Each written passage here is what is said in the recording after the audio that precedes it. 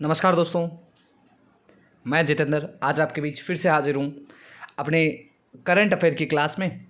और current affair का time ना जाया करते हुए पहला क्वेश्चन स्टार्ट करते हैं। हाल ही में कैरोस एक पुस्तक है, कैरोस पुस्तक को अंतर्राष्ट्रीय बुकर पुरस्कार 2024 मिला है।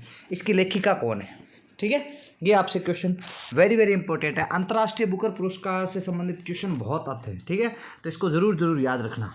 ठीक है, ऑप्शन है आपका डेविड डायोप, जॉर्जी गोस्पेडिनोवा, नाम ही ऐसे होते हैं इनके, गीतांजलि श्री या फिर जेनी एफनबैक।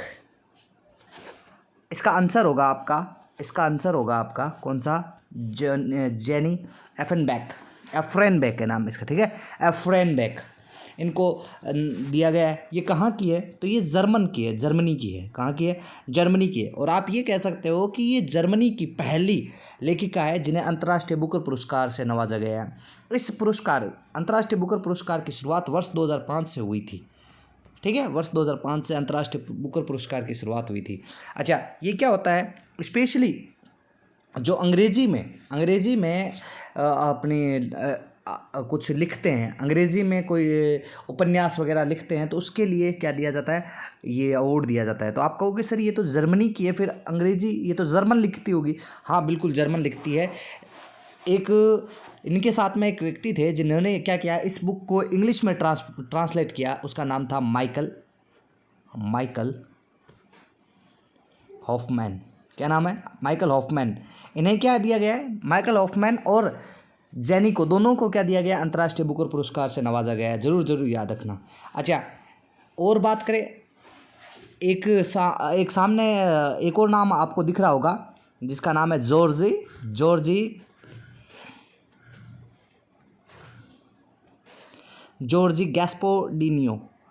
गॉस्पोडिनियो।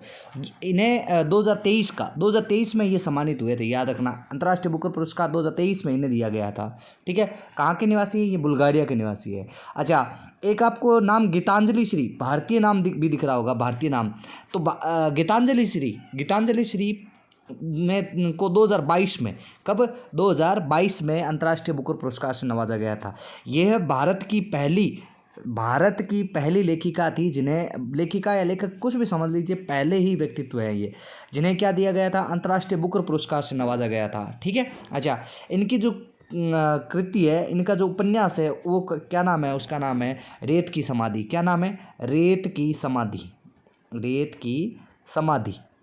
ये उपन्यास है जिनके लिए इन्हें क्या दिया गया था? अंतर्राष्ट्रीय बुकर पुरस्कार दिया गया था। ठीक है, याद रखना ये ज़रूर आपके लिए इम्पोर्टेंट है, वेरी इंपॉर्टेंट है। वापस देख लो, कैरोस पुस्तक। अच्छा, कैरोस पुस्तक किस प्रकार की पुस्तक है? तो एक तरीके से ये प्रेम प्रसंग का उल्लेख करती है, ऐसी पुस्तक है। ठीक है, तो कैरोस पुस्तक के लिए अंतर्राष्ट्रीय बुकर पुरस्कार किसे दिया गया है? जेनी और माइकल हॉफमैन को, दोनों को दिया गया है। माइकल हॉफमैन ने क्या किया है? इस बुक का इंग्लिश में ट्रांसलेट किया है। ठीक है, और जेनी है जिन्होंने जर्मनी में लिखा था। ठीक है, जैसे जर्मनी। अंतर्राष्ट्रीय बुकर पुरस्कार की शुरुआत हुई थी वर्ष 2005 से हुई थी। अच्छा, 2022 का अंतर्राष्ट्रीय बुकर पुरस्कार किसे दिया गया था? 2022 का अंतर्राष्ट्रीय पुरस्कार हमारे अपने भारतीय लेखिका थी जिनका नाम था गीतांजलि श्री, उन्हें दिया गया था। इनकी कृति कौन सी है आपकी? इनकी उपन्यास का नाम है, वो है आपका रेत की समाधि। देखो, ये तो है अंतर्राष्ट्रीय बुकर पुरस्कार। एक बुकर पुरस्कार और आता है। कौन सा पुरस्कार आता है? बुकर पुरस्कार। वो भी आप लिख लेना, बुकर पुरस्कार। ये अंतर्राष्ट्रीय, ये बुकर पुरस्कार अंतर्राष्ट्रीय नहीं है। ठीक है। अच्छा, बुकर पुरस्कार पाने वाले पहले भारतीय कौन थे? पहले भारतीय पूछे तो वीएस नायपॉल। कौन थे? वीएस नायपॉल। ये ज़रूर याद रखना। अब जब अंतर्राष्ट्रीय पूछा है तो हो सकता है कि ये भी आ जाए, बुकर पुरस्कार से किसे नवाजा गया। ठीक है। अच्छा, पहली भारतीय लेखिका कौन थी? महिला पूछे जाए तो वो थी अरुंधति रॉय। कौन थी? अरुंधति रॉय।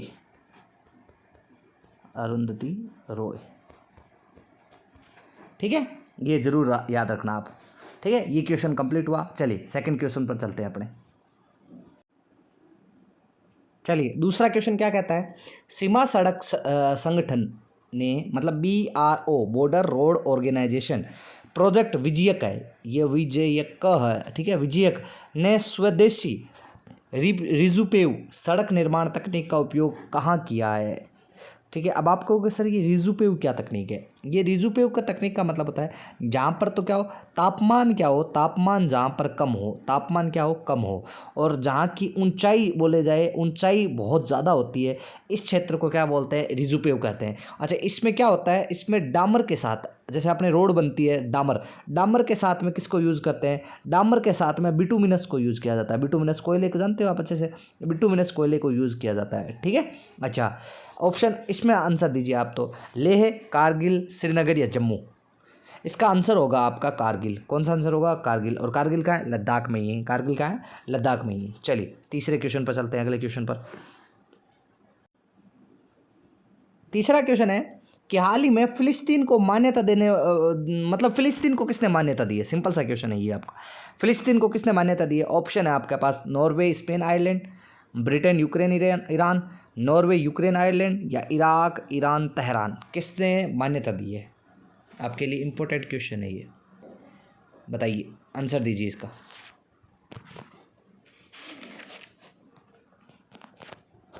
इसका आंसर होगा आपका नॉर्वे, स्पेन और आयरलैंड।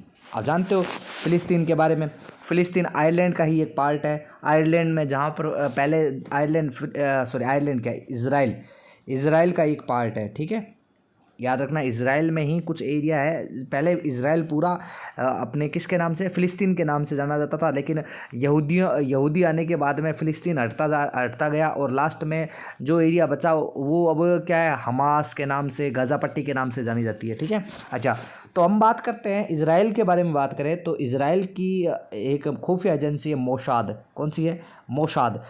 ये दुनिया की सबसे खुफिया एजेंसी मान सकते हो, दुनिया की सर्वाधिक खुफिया एजेंसी, खतरनाक खुफिया एजेंसी मानी जाती है। ये कहाँ की, इज़राइल की है, याद रखना, इज़राइल की है। इज़राइल की जो संसद है उसे निसेट कहा जाता है। क्या कहा जाता है, निसेट के नाम से जाना जाता है, ये भी याद रखना। इज़राइल की संसद को निसेट के नाम से जाना जाता है, याद रहेगा। तो याद रखना, फिलिस्तीन को किसने मान्यता दी है, नॉर्वे, स्पेन और आयरलैंड। नॉर्वे, स्पेन और आयरलैंड ने मान्यता दी है। चलिए अगले क्वेश्चन पर चलते हैं अपने। चलिए अब बात करते हैं एआई पर, बात करते हैं एआई की फुल फॉर्म है आर्टिफिशियल इंटेलिजेंस। एआई के जनक कौन है, John McCarthy. John McCarthy AI के जनक है। भारत के पहले क्षेत्रीय मतलब रीजनल न्यूज़ एंकर कौन बनी है, एआई आधारित है, एआई न्यूज़ एंकर, तो उसका नाम है लीसा। क्या नाम है, लीसा, याद रखना। एआई का मतलब क्या होता है, एआई का मतलब होता है ऐसा कोई रोबोट जो इंसानों की तरह काम करे, जो इंसानों की तरह काम करे, मतलब इंसान जो काम करता है वो अब रोबोट से करवाए जा रहे हैं। ठीक है, तो याद रखना ऐसे जैसे आप जानते हो, आपने मूवी देखी होगी स्पेशली रोबोट, रजनीकांत वाली, उसमें आपने देखा होगा चिट्टी कितने मतलब अलग अलग तरीके से वर्किंग करता है। तो वो क्या है, एक एआई है, वो क्या है, एक एआई है, आर्टिफिशियल इंटेलिजेंसी है। आपने कई बार ये भी देखा होगा कि किसी चीज़ को, फॉर एग्जांपल आपके दिमाग में कुछ चलता है, बहुत सी चीज़ें चलती है। फॉर एग्जांपल आपने गाड़ी लेने का मन में आया, तो आपने जब गाड़ी लेने का सिर्फ सोचा है, आपके सामने फ़ोन पर क्या है, ऐड आना स्टार्ट हो गया, नई नई गाड़ियों का ऐड आना स्टार्ट हुआ, आपको गाड़ियों के प्राइस पता चलने लग गए। तो ये क्या है, ये सारी आर्टिफिशियल इंटेलिजेंसी है। मतलब सिंपल सी बात है, आपको जो चीज़ चाहिए वो आपको दिखाना। फॉर एग्जांपल आप इंस्टाग्राम चलाते हैं, आपने देखा होगा कि कुछ लोगों के इंस्टाग्राम में अगर जैसी न्यूज़ वो देखना पसंद करते हैं, अगर वो कॉमेडी देखना पसंद करते हैं तो उनके सामने कॉमेडी की ही रील्स आती रहती है। तो वो भी क्या है, वो भी एक आर्टिफिशियल इंटेलिजेंसी है। ठीक है, अच्छा तो भारत की पहली क्षेत्रीय एआई न्यूज़ एंकर कौन बनी है, लीसा बनी है, याद रखना। एआई फर्स्ट सॉफ्टवेयर इंजीनियर कौन बने, डेविन, याद रखना, डेविन सॉफ्टवेयर इंजीनियर है, ये रोबोट ही है, याद रखना। लेकिन पूछ ले एआई की पहली सॉफ्टवेयर इंजीनियर भारत की तरफ से देविका बनी, याद रखना, देविका। ये लड़का है, ये लड़की है, इसमें भी लड़का लड़की है। ठीक है, एआई में भी। अच्छा, यूक्रेन ने क्या किया है, दुनिया का पहला मतलब सिंपल सी बात है, इन्होंने क्या किया, राजदूत नियुक्त कर दिया। इनका नाम क्या है, इनका नाम है विक्टर सी। अच्छा, कुछ बातें और भी रह गई इसमें। तो एक शब्द आता है आइरिस। क्या नाम आता है, आइरिस। ये आइरिस क्या है, मतलब भारत में क्या किया गया है, भारत सरकार के द्वारा स्पेशली केरल में क्या किया गया है कि एक टीचर, एआई टीचर नियुक्त किया गया है जिसका नाम है आइरिस। ठीक है, एक आइरिस नाम से टीचर नियुक्त किया गया है, याद रखना ये भी चीज़, ठीक है। और इसी को देखते हुए एक अभी हाल ही में भारत बॉलीवुड में भी क्या हुआ है कि एआई आधारित एक फिल्म बनी है जिसका नाम है इरा। क्वेश्चन पूछ सकता है एआई आधारित पहली फिल्म कौन सी है, तो इरा पहली फिल्म है। अच्छा, एआई आधारित पहला सीईओ कौन बना, एआई आधारित पहला सीईओ मतलब रोबोट ही है लेकिन उसका नाम क्या दिया गया है, इसका नाम क्या है, तो उनका नाम है आपका मीका।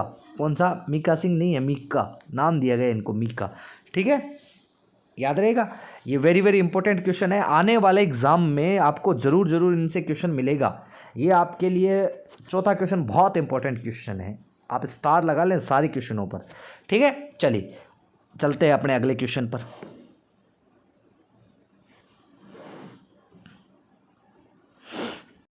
चलिए देखो आ ही गया दूसरा क्वेश्चन, आ गया आपका पांचवा क्वेश्चन है कि दूसरा एआई शिखर सम्मेलन क्या है, दूसरा एआई शिखर सम्मेलन कहाँ आयोजित हुआ है।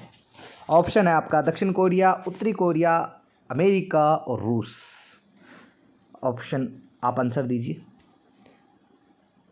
चलिए इसका आंसर है आपका साउथ कोरिया, उत्तरी कोरिया। उत्तरी कोरिया की राजधानी है सियोल। कौन सी है, सियोल। ये सियोल में ही आयोजित हुआ है, याद रखना, ये सियोल में आयोजित हुआ है, ठीक है।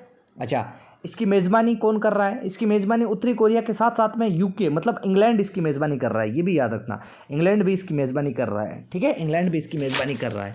अच्छा पूछ ले एआई आधारित पहला सम्मेलन कहाँ हुआ था, पहला सम्मेलन कहाँ हुआ, तो पहला सम्मेलन हुआ था आपका ब्लेचले में। कहाँ हुआ, ब्लेचले। ब्लेचले क्या है, इंग्लैंड की एक जगह है, इंग्लैंड का एक शहर है ब्लेचले, ब्लेचले, ब्लेचले। ये भी कहाँ है, ये भी इंग्लैंड में ही है, यूके में ही है, ठीक है। ब्लेचले, ब्लेचले याद रह जाएगा, बिल्कुल याद रखना पड़ेगा आपको।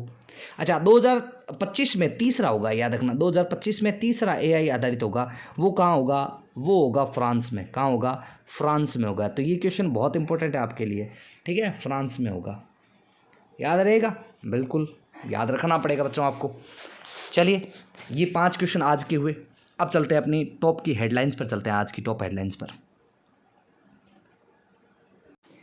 टॉप हेडलाइंस में पहली है अंतर्राष्ट्रीय ओलंपिक समिति ने पेरिस ओलंपिक खेलों में भाग लेने वाले खिलाड़ियों को प्रोत्साहित करने के लिए लेट्स मूव इंडिया पहल शुरुआत की है। ये ज़रूर याद रखना, ये भी आने वाले जो ओलंपिक है पेरिस ओलंपिक, उसके लिए बहुत इंपॉर्टेंट क्वेश्चन है आपके लिए, ठीक है। तो याद रखना लेट्स मूव इंडिया किसके द्वारा शुरू किया गया, अंतर्राष्ट्रीय ओलंपिक समिति के द्वारा शुरुआत की गई, ठीक है। अच्छा नेक्स्ट क्वेश्चन है, नेक्स्ट आपकी आज की टॉप हेडलाइंस क्या है। हेडलाइंस में अगला है कि स्पेन अंतर्राष्ट्रीय सौर गठबंधन में शामिल होने वाला 99वां देश बना। ये भी इंपॉर्टेंट क्वेश्चन है, स्टार लगा देना।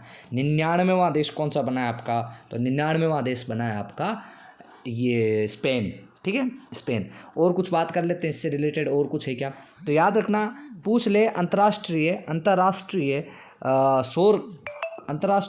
सौर गठबंधन की स्थापना मतलब हेडक्वार्टर कहाँ है, स्थापना कब हुई थी, तो याद रखना इसकी स्थापना हुई थी आपकी, लिख देता हूँ मैं आपके लिए, इसकी स्थापना हुई थी COP21। ये कॉन्फ्रेंस ऑफ पार्टीज़ नाम से चलता है, इसके बारे में मैं कभी आपको अच्छे से समझा दूंगा, एक बार आप लिख लेना।